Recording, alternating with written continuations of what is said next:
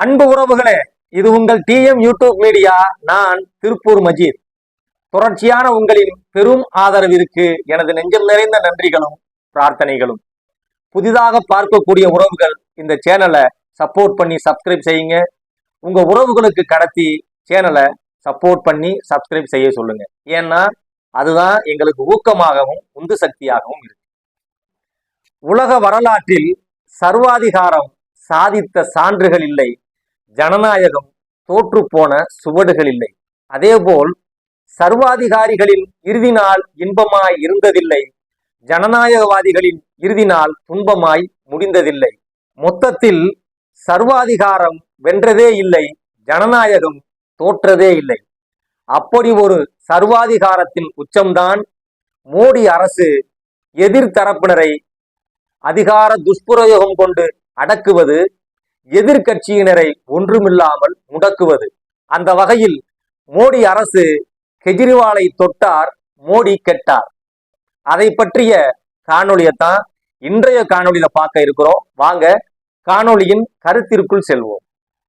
உறவுகளே, நம் நாடு ஆகச்சிறந்த ஜனநாயகத்தை உலகத்திற்கே போதிக்கிற ஒரு நாடு. அது மட்டும் இல்லாம ஜனநாயகத்துடைய மாண்புகளை எல்லா நாட்டுக்குமே பாடம் எடுக்கிற நாடு. ஆனா இந்த நாட்டுல என்னைக்கு இந்த பிஜேபி மோடி அரசு பதவி ஏற்றுச்சோ அன்றைய நாள்ல இருந்து இந்த ஜனநாயகம் கேலி கூத்தாக்கப்பட்டிருக்கு, இந்தியாவுடைய மாண்புகள் சிதைக்கப்பட்டுருக்குங்கிறத நம்ம தொடர்ச்சியா பார்த்துட்டு இருக்கோம். அதுல குறிப்பா இவங்க என்னைக்கு கெஜ்ரிவாலை கைய வச்சாங்களோ அன்னைக்கே இது உலக பார்வைக்கு போய், ஏண்டா உலகத்திலேயே ஆகச்சிறந்த ஜனநாயக நாடுன்னு சொல்றீங்க, ஜனநாயகத்தை எங்களுக்கெல்லாம் பாடம் எடுக்கிறீங்க, என்னடா கொடுமை பண்றீங்க, எதிர்கட்சிகளை பூரா என்னடா தேர்தல் நேரத்துல இப்படி முடக்கி வைக்கிறீங்கன்னு சொல்லி உலக நாடுகள் எல்லாம் காரி உமிழ்கிற நிலைய இன்னைக்கு கும்பல் செஞ்சிருக்கு. அது மட்டும் இல்லாம இப்ப அராஜகத்தோட உச்சமா கொஞ்ச நஞ்ச ஆட்டமா இருந்தா பரவாயில்லைங்க, ஜனநாயக மாண்புகளை சீர்குலைக்கிற வகையில சர்வாதிகாரத்தோட உச்சத்துக்கே போய் இவர்கள் 2 மாநில முதல்வர்களை கைது செஞ்சு உள்ள தள்ளினது. அத்தோட எதிர்கட்சியா இருக்கக்கூடிய காங்கிரஸ் உடைய அக்கௌண்ட்டை முடக்கி அவர்களுடைய பண பரிவர்த்தனைய சுத்தமா முடக்குனது. எதிர்த்தரப்புல யாருமே இருக்கக்கூடாதுன்னு சொல்லி அதிகார துஷ்பிரயோகத்தை, அதாவது இந்த இடி சிபிஐ மூலமா எதிர்கட்சிகளுக்கு பூரா மிரட்டல் கொடுக்கிற வகையில அவர்களை மிரட்டி வைக்கிறதுமா இவர்களுடைய ஆட்டம் கொஞ்ச நஞ்சம் இல்லை. இதை பார்த்த உலக நாடுகள் தான் இப்ப காரி உமிழ்ந்திருக்கு. அதுல முதல்ல அமெரிக்காவுடைய வெளியுறவுத்துறை அமைச்சகத்தின் செய்தி தொடர்பாளர் மேத்யூ மில்லருங்கிறவரு கடுமையான எச்சரிக்கைய, ஒரு கண்டனத்தை இந்தியாவுக்கு பதிவு செஞ்சிருக்காரு. அந்த காணொலியை பாருங்க. வெளிப்படையான சட்ட நடைமுறையை ஊக்குவிப்பதாக அமெரிக்கா மீண்டும் வலியுறுத்தியுள்ளது.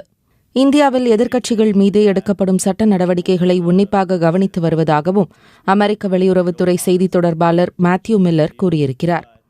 காணொலியை பாத்தீங்களா? அந்த மேத்யூ மில்லர் என்ன சொல்றாருன்னா, தொடர்ச்சியாக இந்தியாவுடைய அரசியல் நிலையை நாங்க கவனிச்சுக்கிட்டே இருக்கோம், இந்த ஆளுங்கட்சியினர் எதிர்த்தரப்பை எந்த அளவிற்கு முடக்குறாங்கிறத நாங்க பார்த்துக்கிட்டு இருக்கோம், ஆகச்சிறந்த ஜனநாயக நாடு இதுல இருந்து மாறும் நாங்க நம்புறோம், இந்த நிலையிலிருந்து இது மாற வேண்டும் என்று நாங்கள் ஆசைப்படுகிறோம் என்பதாக அந்நிய நாடு தலையிட்டு சொல்லக்கூடிய நிலைமைக்கு இந்தியாவை தள்ளி இருக்காங்க இந்த கும்பல். பாத்தீங்களா? நம் தேசத்தை இவர்கள் எந்த நிலைக்கு கொண்டு போய் வச்சிருக்காங்கன்னு பாத்தீங்களா?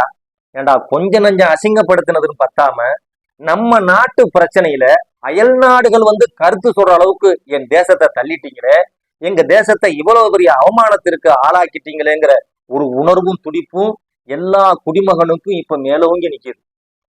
அத்தோட ஜெர்மனிய நாட்டினுடைய வெளியுறவுத்துறை அமைச்சகத்தின் செய்தி தொடர்பாளர் செபஸ்டியன் அவரும் இதே நிலையை கண்டிச்சு கெஜ்ரிவாலுடைய கைது கண்டிக்கத்தக்கது, இப்படி ஒரு ஜனநாயக நாட்டுல எதிர்கட்சிகளை முடக்குவது ஆபத்தானது, அபாயகரமானது என்பதாக அவரும் தன்னுடைய கருத்தை பதிவு செஞ்சு இந்தியாவிற்கு பெரிய தலைகுருவை ஏற்படுத்தியிருக்காங்க இந்த மோடி அரசும் அவருடைய கும்பலும். ஜெர்மனியும் அரவிந்த் கெஜ்ரிவாலின் கைது குறித்து பேசியிருக்கிறது. ஜெர்மனியின் வெளியுறவுத்துறை அமைச்சகத்தின் செய்தி தொடர்பாளரிடம் தேர்தலுக்கு முன்பு அரவிந்த் கெஜ்ரிவால் கைது செய்யப்பட்டதை எப்படி பார்க்கிறீர்கள் என கேள்வி எழுப்பப்பட்டது. அதற்கு பதிலளித்த அவர், இந்த விஷயத்தை நாங்கள் அறிந்திருக்கிறோம். இந்தியா ஒரு ஜனநாயக நாடு. நீதித்துறையின் சுதந்திரம் மற்றும் அடிப்படை ஜனநாயக கோட்பாடுகள் தொடர்பான தரநிலைகள் இந்த வழக்கிலும் பயன்படுத்தப்படும் என நாங்கள் நம்புகிறோம்.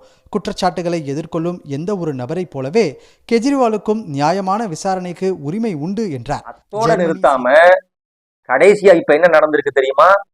ஐக்கிய நாடுகள் சபை வரைக்கும் இந்த விஷயம் போய், அதாவது கெஜ்ரிவாலுடைய கைது விஷயம் போய், என்னடா இது கொடுமை, இந்தியாவிலேயா இந்த கொடுமையெல்லாம் நடக்குது, இதை உடனே இந்த நாடு நிறுத்தி ஆகணும், இது போன்ற எதிர்கட்சிகளை முடக்கிற சதிய ஆளுங்கட்சியான மோடி அரசு தவிர்க்கணும் சொல்லி ஐக்கிய நாடுகள் வரைக்கும் இந்த விஷயம் பேசுற அளவுக்கு ஒரு அவல நிலைக்கு ஆளாக்கி இருக்கிறது இந்த பாரதிய ஜனதாவுடைய மோடி அரசு.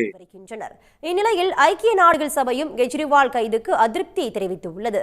தேர்தல் நடைபெறும் எந்த ஒரு நாட்டிலும் அனைவரின் அரசியல் மற்றும் சிவில் உரிமைகள் பாதுகாக்கப்பட வேண்டியது அவசியம் என ஐநா பொதுச் செயலாளரின் செய்தி தொடர்பாளர் ஸ்டீஃபன் டுஜாரிக் தெரிவித்துள்ளார். இதையெல்லாம் தாண்டி நம்ம நாட்டுக்கு ஒரு பெருமை இருக்குங்க. எப்போதுமே பெண்களை பூஜிக்கிற ஒரு நாடு, இந்த பெண்களை உயர்ந்த இடத்துல வச்சு போதிக்கிற ஒரு நாடு. அந்த மாதிரி பெண்களை மதிக்கக்கூடிய நாட்டுல சமீபத்துல எல்லா எதிர்கட்சிகளும் ஒருங்கிணைந்து இந்த கெஜ்ரிவாலுடைய கைதை கண்டிச்சு டெல்லியில ஒரு பொதுக்கூட்டம் நடத்தினாங்க. அந்த கூட்டத்துல கைது செய்யப்பட்ட ஜார்க்கண்டுடைய முதல்வர் ஹேமந்த் சோரனுடைய மனைவியும் டெல்லியுடைய முதல்வர் கெஜ்ரிவாலுடைய மனைவியும் 2 பேரும் அந்த பொது மேடையில மக்களை பார்த்து கண்ணீர் வடிச்சு கேட்டிருக்காங்க. இதையெல்லாம் பார்த்தாலே இந்தியா உண்மையிலேயே சென்டிமெண்டான நாடு. இங்க பெண்களுடைய கண்ணீருக்கு கடுமையான மதிப்பளிக்கக்கூடிய நாடு, கண்ணியம் கொடுக்கக்கூடிய நாடு. இன்னைக்கு 2 பெண்கள் மேடையில ஏறி எங்களுடைய கணவர்களை இந்த அரசு அராஜகத்தின் வெளிப்பாடாக கைது செஞ்சு உள்ள போட்டிருக்கு, பல மாதங்களாக உள்ள இருக்கிறாங்க, இதுல எந்த விதமான நீதியும் இல்ல, அநியாயம் தலை தோங்கி நிக்குது, இதை கேட்கறதுக்கு யாரும் இல்லையான்னு புலம்பக்கூடிய நிலைய இந்த நாடு பார்த்திருக்கு. இது உண்மையிலேயே பாரதிய ஜனதாவிற்கு மிகப்பெரிய எதிர்ப்பு நிலையையும் மக்களுடைய பெரிய வெறுப்பையும் சம்பாதிச்சுக்கக்கூடிய ஒரு சம்பவமாக இது அரங்கேறி இருக்கு. அந்த 2 பெண்களும் அவர்கள் படுற மனவேதனையும் குமுறலையும் அந்த மேடையில கொட்டி தீர்த்திருக்காங்க. அந்த காட்சியை பாருங்க. सभी साथियों को मेरा नमस्कार। मैं आप लोगों से कुछ पूछना चाहूंगी। हमारे प्रधानमंत्री मोदी जी ने मेरे पति को जेल में डाल दिया। क्या प्रधानमंत्री जी ने सही किया?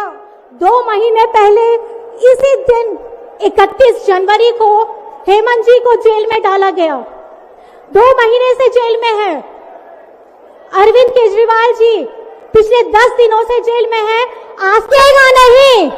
मैं अपनी बातों को इस जोश के साथ ये कहना चाहूंगी, जय हिंद, जय हिंद। காணொலியை பாத்தீங்களா? அதுல ஒருத்தவங்க கெஜ்ரிவாலுடைய மனைவி சுனிதா கெஜ்ரிவால், அவங்க என்ன கேட்கிறாங்க பாத்தீங்களா? என்னுடைய கணவரை ஆதாரபூர்வமான எந்த விதமான அறிக்கையும் இல்லாம அரெஸ்ட் பண்ணி உள்ள போட்டிருக்காரே இந்த மோடி, எங்க மோடின்னு தான் நம்ம சொல்றாங்க. நம் நாட்டினுடைய பிரதமர் என்னுடைய கணவரை எந்த விதமான ஆதாரமும் இல்லாம உள்ள தூக்கி போட்டு அடைச்சு வச்சிருக்கீங்களே, இவர் செய்யறது நியாயமான மக்களை பார்த்து கேட்கிறாங்க. இது ஒரு பெண்ணினுடைய, ஒரு அபலையினுடைய குரல். இதை பார்த்துட்டு இந்த மக்கள் சும்மா இருப்பாங்களா? இது எவ்வளவு பெரிய எதிர்ப்பு நிலைய மோடிக்கு உருவாக்குங்கிறத தெரிஞ்சும் இந்த கும்பல் இந்த வேலையை செஞ்சிருக்கு. அதற்கு பிறகு ஹேமந்த் சோரனுடைய மனைவி கல்பனா ஹேமந்த் சோரன் அவர்கள் அவங்க பேசும்போதும், இந்த நாடு பெண்களை பூஜிக்கிற நாடு, இங்க கடவுள் நம்பிக்கை உள்ள நாடு, இந்த நாட்டுல எந்த விதமான நியாயமும் இல்லாம என்னுடைய கணவரை கைது செஞ்சு உள்ள தள்ளியிருக்காங்களே, இதை கேட்க நியாயம் இல்லையா, இதை கேட்க நீதி இல்லையான்னு அந்த அம்மாவும் புலம்பி தீர்க்கிறத ஒரு மேடையில வச்சே 2 பெண்களும் கண்ணீர் வடிச்சிருக்காங்க. நிச்சயமாக இந்த கண்ணீருக்கு இந்த அரசு, இந்த மோடி அரசு, பிஜேபி அரசு பதில் சொல்லியே ஆகணும். அந்த அபலை பெண்கள், பாதிக்கப்பட்ட அந்த பெண்களின் குரலுக்கு இவர்கள் பதில் சொல்லாமல் தப்பிக்கவே முடியாது. இதையெல்லாம் தாண்டி இந்த நிகழ்வுகள் மூலமாக 2 விஷயங்கள் நமக்கு தெளிவா இருக்குங்க.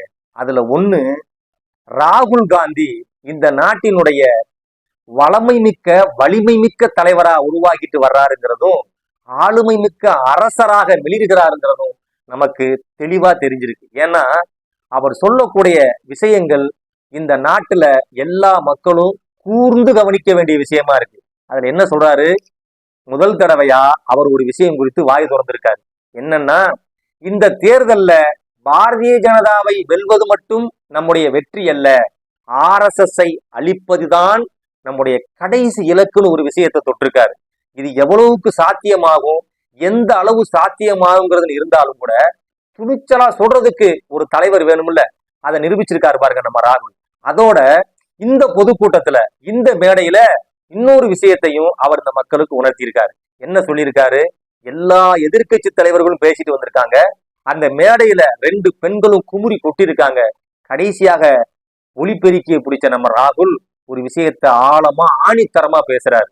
இந்த தேர்தல் ஓட்டுக்கான தேர்தல் அல்ல, நம் இந்தியாவை, நம் நாட்டை பாதுகாக்க வேண்டிய தேர்தல், நம் நாட்டை காப்பாற்ற வேண்டிய தேர்தல் என்பதை நீங்கள் தெரிந்து கொண்டு வாக்களியுங்கள், நன்றின்னு சொல்லி 2 வார்த்தையில ரத்தின சுருக்கமா பேசி மிகப்பெரிய கருத்தை இந்த மக்கள் மத்தியில விதைச்சிருக்காரு.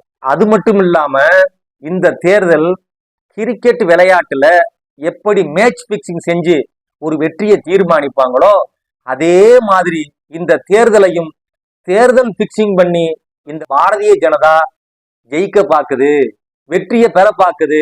இதை தடுத்து நிறுத்தணும், மக்கள் உஷாரா இருக்கணும்னு சொல்லி இன்னொரு விஷயத்தையும் இந்த மக்களுக்கு நினைவுபடுத்தி இருக்காரு. ये चुनाव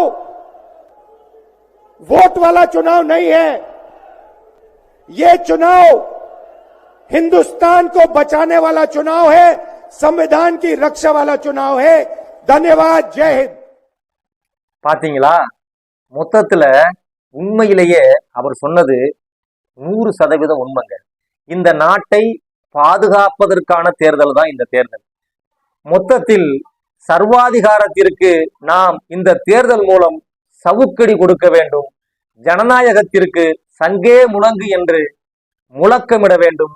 ஜனநாயகத்தை பாதுகாப்போம், சர்வாதிகாரத்தை ஒழிக்க முற்படுவோம். நன்றி. மீண்டும் அடுத்த காணொளியில் சந்திப்போம்.